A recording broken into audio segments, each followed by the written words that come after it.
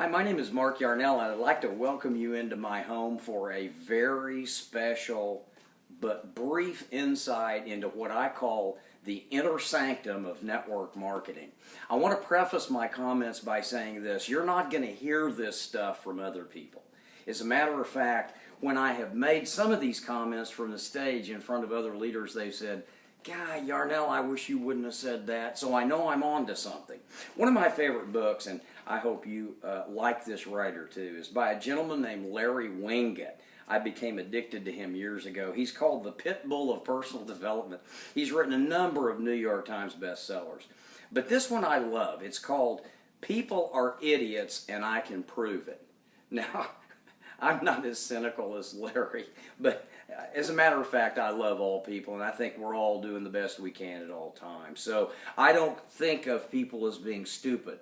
But I have noticed something about network marketing that's always been perplexing to me, and that is, and I've been asked, if you could design a motto that would go over the front door of every network marketing company in the world, what would that motto be? What would be the motto for MLM? And I don't hesitate. I say, if I were designing a motto, it would simply say, "Abandon all common sense, ye who enter here."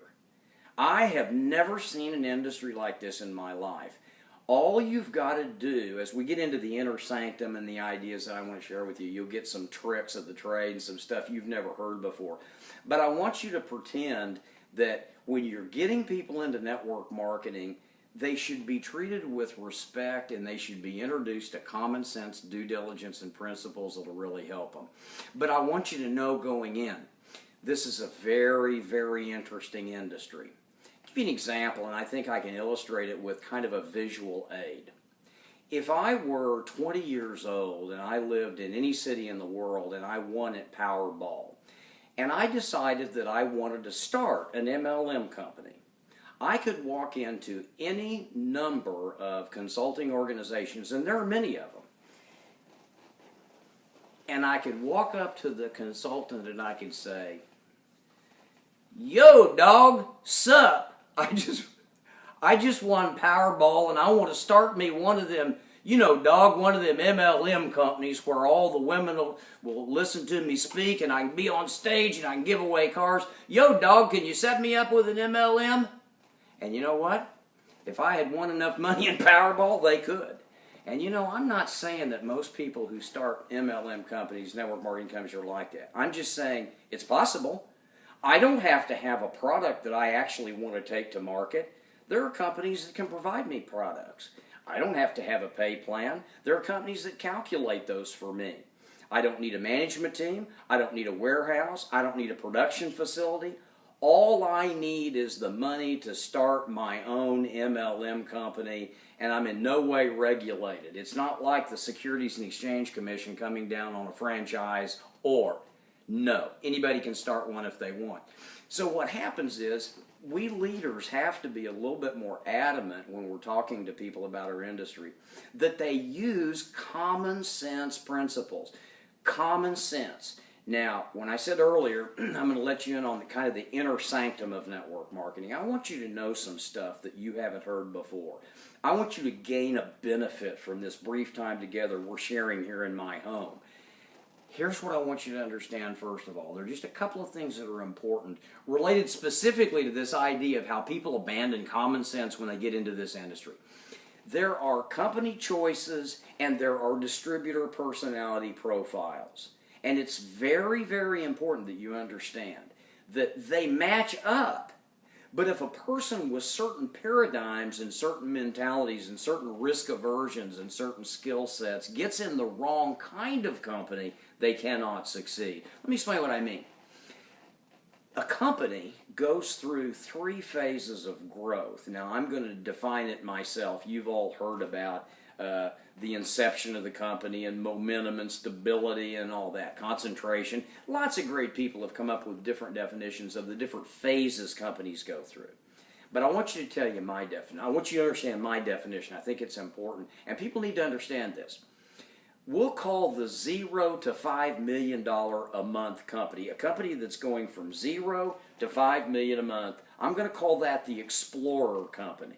Just, think about the explorers of old. Think about coming to the United States. Think about looking for this continent. The second, and I'm going to call this from 5 million to 100 million a month, I call the pioneer phase, where people then feel a little bit safe. Christopher Columbus has already got the boats over to the shore, and he's gone back and told them, we found land, it's great. Now, all of the pioneers come on board, and that's the period in an MLM company from 5 million to 100 million a month, where all the big money is usually made. Once a company hits 100 million a month, I call that a different era, a different phase. I call that the settler or the post-billion phase. What a lot of people are never taught is that we all have different personality styles. And I think the best way I can explain this to you is relate it to the financial sector. There are some people who prefer safe investments. They're risk averse. They want to know that if they put $10,000 in a company, that it's a solid company, a stable company.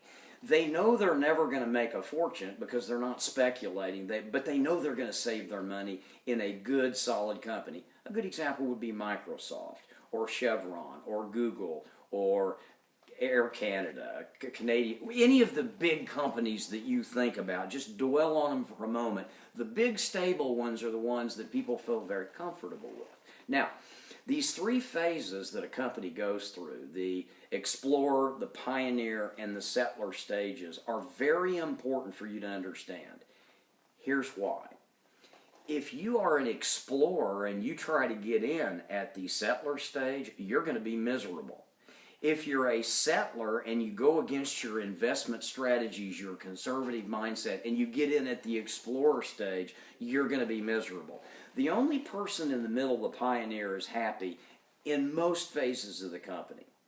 But here's where people get fouled up. They don't understand that they may be getting into the wrong personality style company based on growth for them.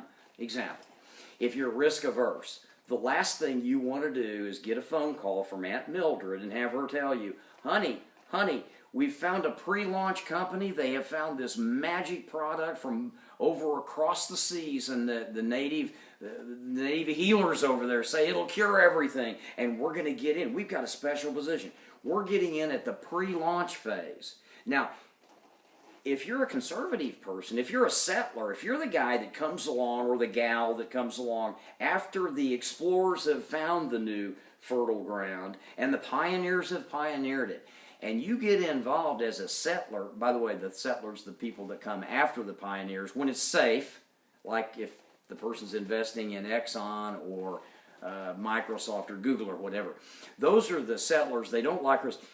If you are a settler and you're conservative and Aunt Mildred sucks you into a ground floor opportunity in the pre-launch stage, you will never be very excited. In fact, you might be fearful because a lot of companies go under.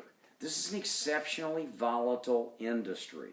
There have been 14 companies since Mary Kay launched in the late 1800s. Well, not Mary Kay. God bless them. They did billions too. Avon was the first one.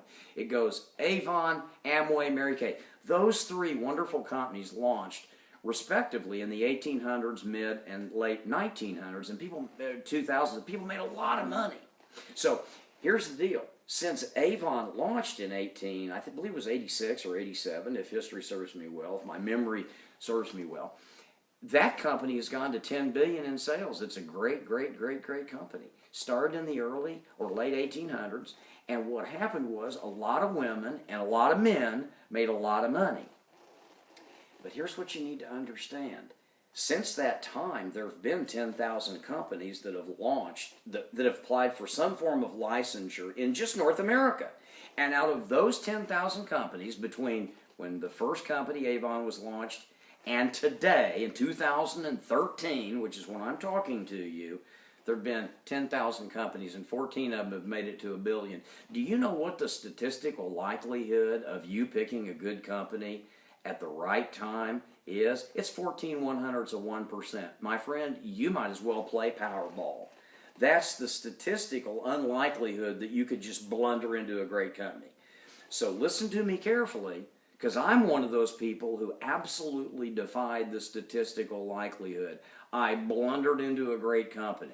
And I'm going to tell you how I made it, how I blundered into it, and what everybody needs to learn as they're presenting their particular opportunity to other people. But anyway, back to this. So you've got the Explorer time. That's 0 to 5 million a month. That's the toughest time to be in a network marketing company, and most of them go under. But boy, do you make a lot of money if you get in early.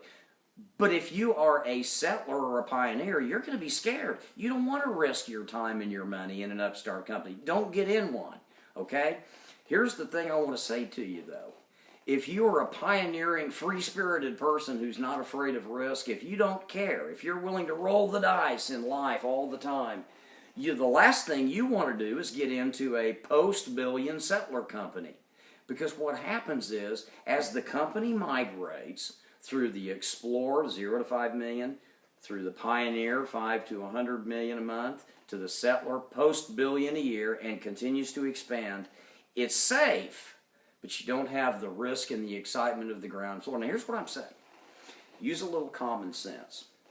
If you're prospecting people who are risk-averse, people who are extremely conservative, maybe they're analytical type people, engineer types, people who would not really invest their money, for example, in an upstart Wall Street investment scheme of any kind. They're too cautious for that.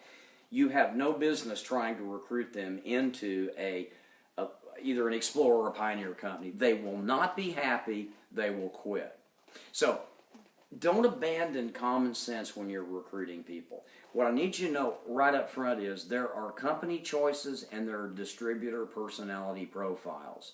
And those three profiles of the distributor, whether you're an Explorer, a Pioneer, or a Settler, match up with the 0 to 5 million first phase, 5 to 100 million second phase, and post-billion settler phase, the third phase. Get into the wrong category, and you're going to be very, very disappointed, and you're probably going to quit. Okay, so the first thing that in the inner sanctum of knowledge that you need to understand, depending on what kind of company you're in, look for the people whose personality types match that company's growth phase. You're looking for people who want to play it fairly safe in a stable company if you're in a 20-year-old company. And by the way, let me back up and say one thing. There's money to be made at each of these stages. There's risks that are commensurate with income potential. So essentially, you can get into a 0 to 5 million a month company in that all favorable Explorer stage, and the risks are very, very high. Truthfully, though, you can make a killing if you've got the guts to do it. Or you can get in anywhere from 5 million to, say, 100 million a month, and you can make a darn good living. In fact, you can make a killing from 5 to 100 million a month. That's a 20-fold growth in your check if you're working. You can even get into a company that has been around for years and years and years and make a really good living working from home with no employees, no overhead, no accounts receivable, no computer downtime, no FICA to pay, no headaches, no traffic, all the great things about network marketing. You can make money in that third kind of company. What I'm saying is, you're not going to be happy or successful if you focus on recruiting people who don't fit in your particular era and phase of growth of the company you're in. Okay? Now, that's the first thing. There are company choices and there are distributor personality types. They need to match up. If you're getting in a ground floor deal from 0 to 5 million, don't go after engineer analysts who are going to sit with a slide rule and compute every element of it. Those people are probably not going to be happy in that kind of a risky situation. Match up the people to the opportunity you're in. And understand, if your goal is to take a shot at the big, big, big money, you're going to have to take the risk. Because once a company goes through that wave of momentum, you're either going to ride the wave or you're going to eat the foam. It's your choice. If you're not afraid of risk, you want to get in real, real early. Or you want to be a pioneer from 5 to 100 million. Or if you don't like risk and you want to be careful, I can't emphasize this enough, become a settler, join a longer-term company. You know you're going to get your checks and your products on time, you're safe, and you can make a darn good living, a lot better than most people make in traditional capitalism. But match your prospects up with the kind of company that you're presenting to them, or you're going to have a nightmare of problems. They've got to be compatible. Second thing I want to talk to you about is this. We have undergone a dramatic shift in humanity in just the last 50 years. For the whole time of recorded history, we were one way. And just 48 years ago, we started dramatically altering the way that we learn new information and the way that we proceed and become productive. Human history was always about apprenticing.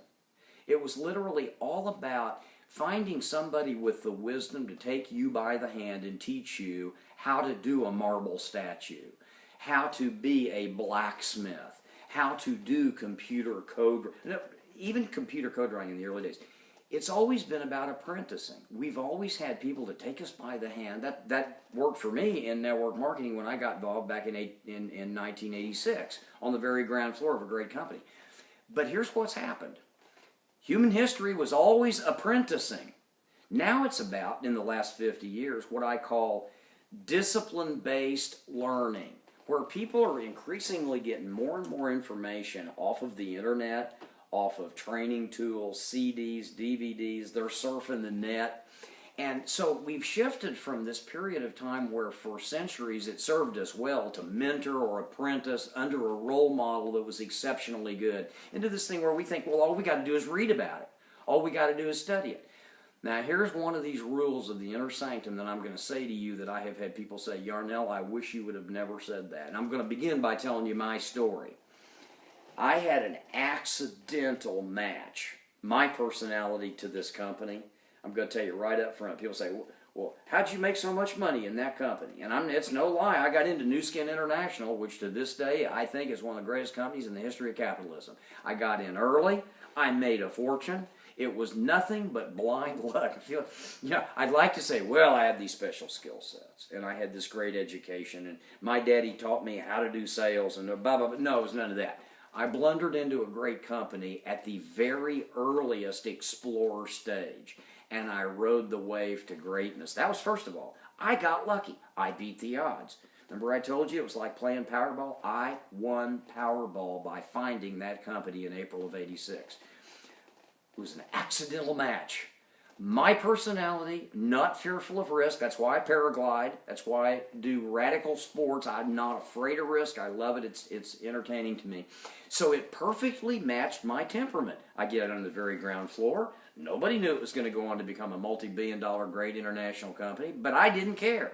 So I matched up perfectly, but here was the real trick, and here's the information I want to give you that's going to completely change your career in network marketing. I hope you write this down and pay attention to it. First, there was the accidental match where my personality fit the ground floor of that great company. I love the Explorer stage. But secondly, there was a thing I called the accidental upline tracking.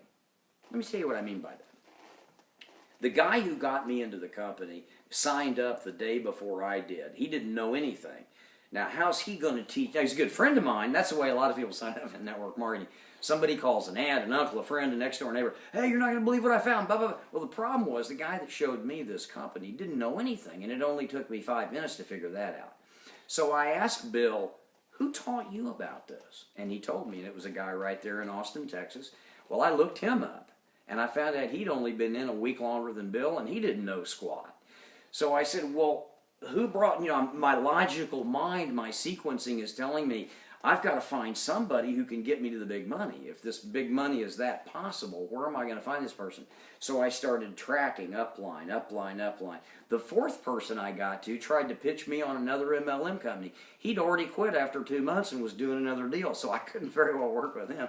But he said, well, maybe you want to talk to my sister-in-law. So I called her. No, she was drunk the night I called her. She couldn't even talk to me. She was slurring her words. I finally found out that the person 6 levels above me who had sponsored all this dog and pony show of people who couldn't help me was a guy named Richard Call in Long Island. Now keep this in mind. This is the beauty of networking. I'm sitting in Austin, Texas, broke. Richard Call's living in Hauppauge, Long Island, wealthy. He's made millions. I've lost everything. we met on the telephone because I tracked upline and I got him. And guess what I did? Here's the deal. Yes, I got lucky. Yes, I got in early. Yes, it matched my personality style. I love risk and I love being an explorer and a pioneer.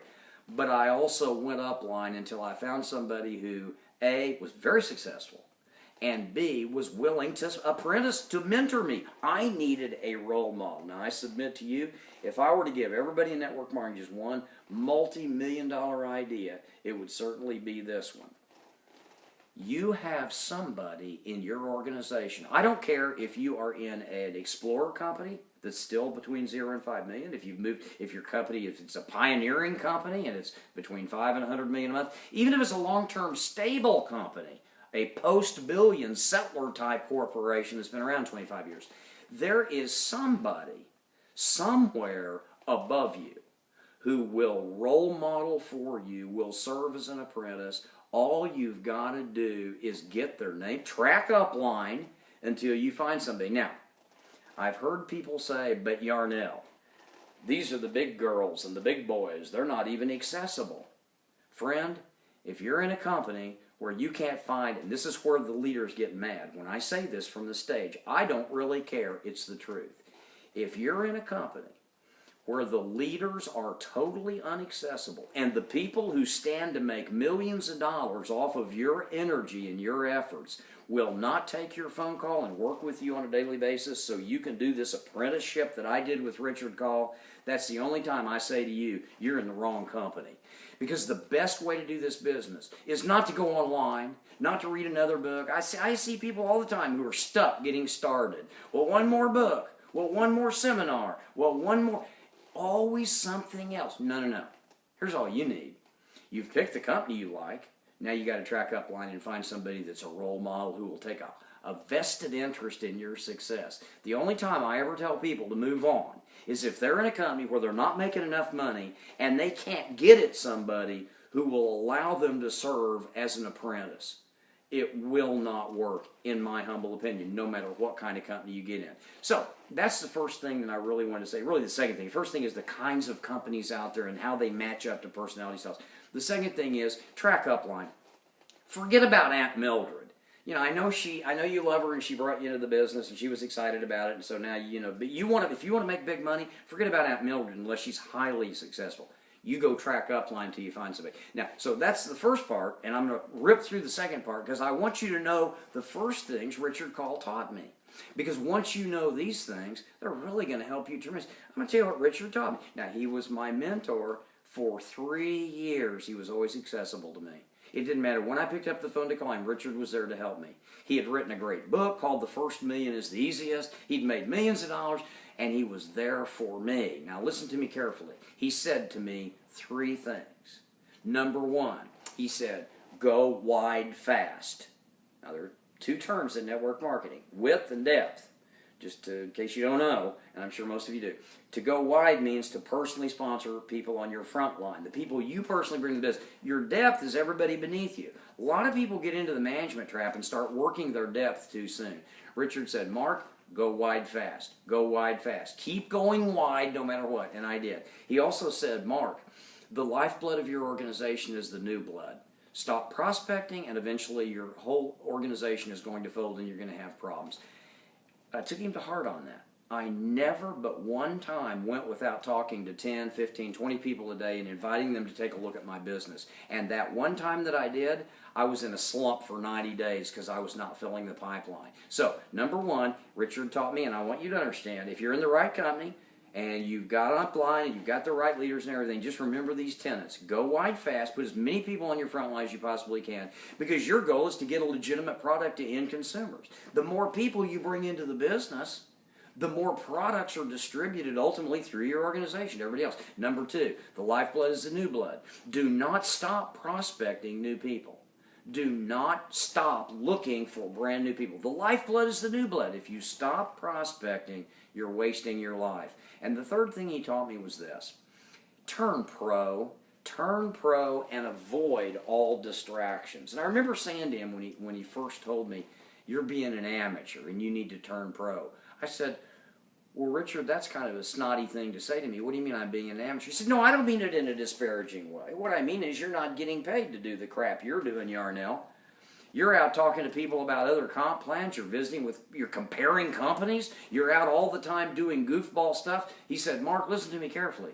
When you're watching Oprah, or you're walking the dog, or you're calling people about other programs, or you're reading brochures from other companies, or you're picking up faxes in your office and studying other products and pay plans, you're not paid. You're an amateur. Professionals get paid. So let me leave you with this imparted little bit of knowledge that he gave me that was so critical. He said, you know, Mark, you're only paid to do two things in our industry. Our company's only going to pay you to do two things.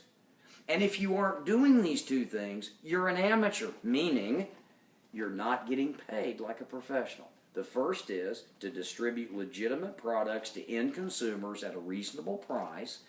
The second is to recruit a large group of network people to build and further distribute those legitimate products at a reasonable price to end consumers. In the final analysis, in a legitimate network marketing opportunity, it's all about the legitimate distribution of well-priced products that literally make a difference in people's lives. This is part one of what I call the inner sanctum. I hope that you'll think closely about the different kinds of companies. And you might even want to ask yourself, given my personality style, given my feelings about risk, given my desire for stability or whatever, am I really in the right position with the right company? And if I'm not, maybe that's why I'm not making a lot of money. And do I really want to recruit people into my category of company if their personality doesn't align and match with this kind of company? And secondly, remember, you need role model apprenticing. And I guarantee you, if you're in a good company, you can track upline until you find somebody to be your role model. Or, you know what you could do? You could just abandon all common sense like so many people do in network marketing. You know, I guess what I could do is, instead of having common sense, let me bend down here a second.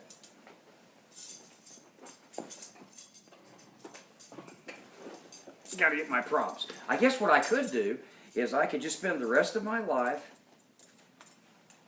going, yo, dog, want to make some big money? Want to cruise on down and get another tat or a nose ring? That's not what I want to do. And that's not what I'm going to teach you to do. And in the inner sanctum ideas number 2, I'm going to share specific steps you can take, given the company you're in, the product you've got, and I'm going to pretend you don't even have a mentor. I'm going to show you what I've learned over the years. This is part 1. I hope you join me again for part 2 in the very near future. I'm Mark Yarnell. Thanks for coming into my home for this brief time, and I hope these thoughts help you.